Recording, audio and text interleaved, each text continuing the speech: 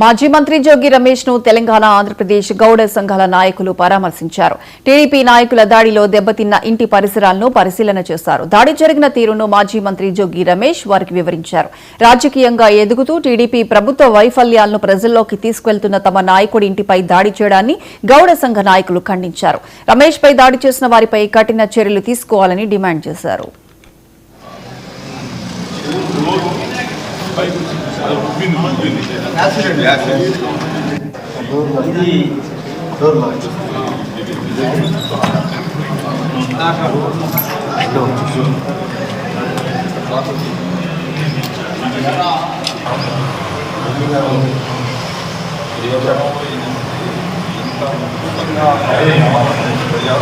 పేరు డాక్టర్ వట్టికుటి రామారావు గౌడ్, జై గౌడ్ ఉద్యమం నేషనల్ ప్రెసిడెంట్.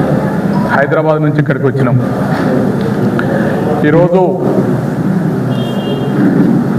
రెండు రాష్ట్రాల్లో ఉన్న గౌడులకు ఆత్మీయుడు, మా పాపన్న మహారాజు వారసుడు, మాజీ మంత్రివర్యులు జోగి రమేష్ గౌడ్ గారి ఇంటిపై దాడి జరిగిన సంఘటన తెలుసుకొని దేశవ్యాప్తంగా గౌడ సోదరులందరూ కూడా నిరసన తెలియజేయాలని చెప్పి మహారాష్ట్ర, కర్ణాటక, తమిళనాడు, గుజరాత్, మధ్యప్రదేశ్, జార్ఖండ్ మా కమిటీలన్నింటినీ కూడా అలర్ట్ చేసి ఈరోజు ఇక్కడ ప్రత్యక్షంగా ఈ వాతావరణాన్ని చూడడం కోసం ఇక్కడికి వచ్చినాం.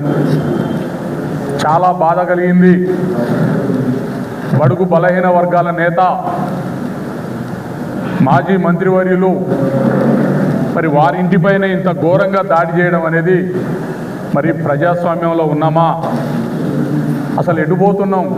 ఈ రాష్ట్రంలో పరిపాలన రాజ్యాంగబద్ధంగా జరుగుతుందా? ఒక గౌడ బిడ్డ, ఒక క్యాబినెట్ మినిస్టర్ స్థాయిలో పనిచేసినటువంటి వ్యక్తి ఇంటిపై ఇంత దుర్మార్గంగా దాడి చేయడాన్ని జై గౌడ్ ఉద్యమం తరఫున మేము ఖండిస్తూ ఉన్నాం.